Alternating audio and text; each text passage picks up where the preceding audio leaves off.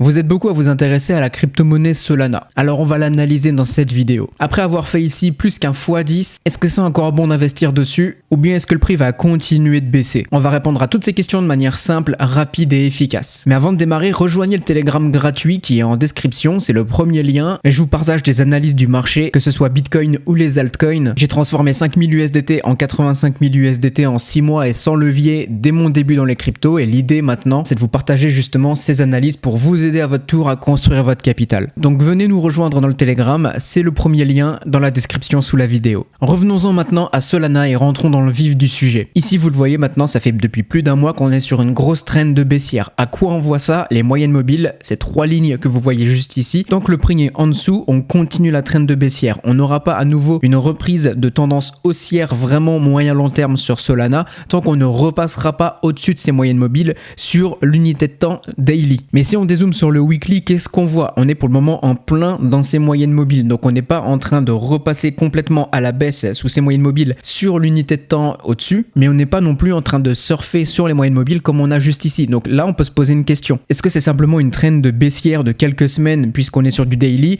et que finalement sur le weekly on a juste un certain retracement avant de continuer à la hausse? Du coup regardez, pour comprendre un petit peu mieux ce qui se passe, je vais vous montrer où sont les supports et où sont les résistances. Regardez ce qui se passe actuellement, malgré la trend de baissière qu'on a juste ici, on a le prix qui fait support actuellement aux environs ici des 126 $. On a un tout petit peu plus au-dessus au moment où je tourne cette vidéo, mais vous devez vraiment retenir ce point ici, puisqu'il est ultra important ce prix 126 $. C'est ici qu'on avait marqué un top sur la fin de cette tendance haussière fin 2023, et ici regardez, on avait fait support. Là il y a quelques semaines justement, il y a grosso modo mi-avril, on était venu justement consolider ici avec toutes ces mèches, et là à nouveau sur la dernière baisse de ces derniers jours, on a à nouveau consolidé ici. Donc pour le moment, ici on pourrait avoir le bas d'un range qui se mettrait en place sur Solana avant d'avoir une vraie direction haussière ou baissière. Du coup la question qu'on se pose, c'est où va être la résistance, où va être le haut de ce range. Alors là du coup on peut noter deux résistances, ce qui fait que ici on aurait le prix qui ferait ping-pong dans ce petit range et qui serait intégré lui dans ce grand range juste ici. Je vous le note les deux puisque les deux sont importants. Pour retrouver ici un Solana justement qui serait bullish et qui changerait justement de direction et de trend en daily, il faudrait repasser cette zone qu'on a juste ici, grosso modo les 155 $. Il faudra petit à petit casser toutes ces petites résistances et repasser au-dessus finalement de cette résistance et avoir le prix justement qui casse pour ensuite aller chercher les 171 $ qui serait la deuxième résistance. Mais déjà casser celle-ci, ça serait un bon objectif puisqu'on repasserait finalement au-dessus des moyennes mobiles qui s'aplatiraient, repartiraient à la hausse, le prix passerait au-dessus et finalement on traverserait tout ça, les moyennes mobiles, le support au niveau du prix pour ensuite aller chercher les 170-171 $ qu'on a juste ici. Donc retenez ça, si vous voulez voir justement une trend qui s'inverse en daily, il faudra repasser au-dessus de toute cette zone comme je vous l'ai affiché juste ici. Aussi ce qui est intéressant à voir sur le daily, c'est que non seulement on est en train de marquer un support ici et donc un bas de range, donc le prix pourrait potentiellement continuer à faire ping-pong, mais regardez aussi ce qui se passe au niveau du RSI. Là où on était justement en train d'accumuler finalement, de continuer cette grosse trend de baissière, on recommence justement à avoir des W sur le prix,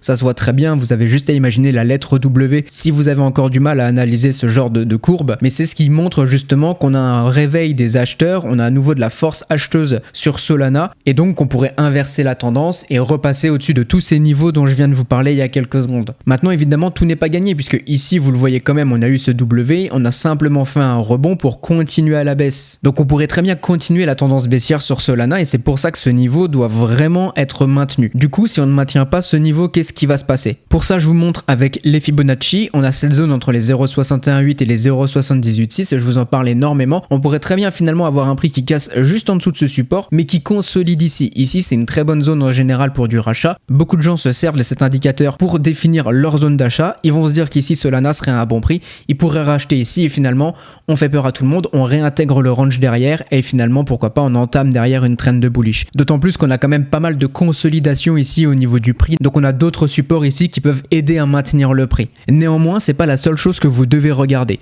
Je vous invite à dézoomer ce qui se passe au niveau de Solana avec un Fibo qui prend en compte tout ce mouvement haussier qu'on a eu ces derniers mois. Si vraiment, imaginons, on a un marché qui repart à la baisse sur les prochaines semaines et qui a tendance à pas mal retracer, voilà les niveaux que vous devez surveiller sur Solana. Ici, vous le voyez, on a cette zone dont je vous parlais justement qui tombe pile poil sur les 0,5. Donc là, vraiment, ça nous réconforte aussi dans le fait que quoi qu'il arrive, peu importe ce qui se passe, on risque d'avoir beaucoup de combats et beaucoup à nouveau de volume et de consolidation sur ces niveaux de prix entre les 125 et grosso modo, allez, on va dire en comptant large les 100 $. Mais si le prix part beaucoup plus bas, qu'est-ce que vous devez surveiller? Regardez cette zone des 0,618, 0,786, donc le prix potentiellement pourrait faire quelque chose en dessous des 90 $.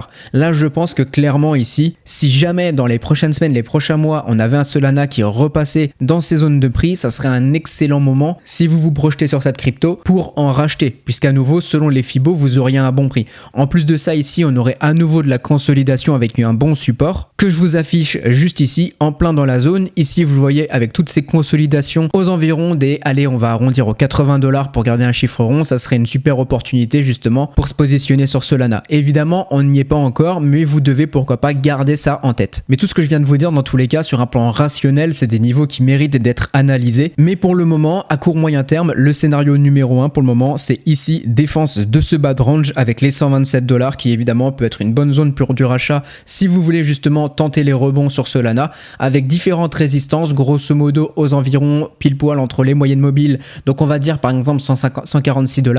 Ici ensuite l'idée c'est de passer les 154, 155 $, et si on repasse les 170 $, objectif aller rechercher cette résistance juste ici des 200 $, le chiffre rond. Mais si jamais vous achetez du Solana par exemple dans ces zones et que vous voulez prendre des profits, les résistances dont je vous parle, et j'inclus aussi celle-ci des 200 $, seront des super zones pour prendre des profits, que ce soit un profit total ou simplement un profit partiel. Donc si vous avez aimé cette vidéo, abonnez-vous, je continuerai les analyses, et rejoignez le Telegram, le lien dans la description, je le répète, c'est totalement gratuit et ça le restera. On se dit à très bientôt, bonne journée tout le monde.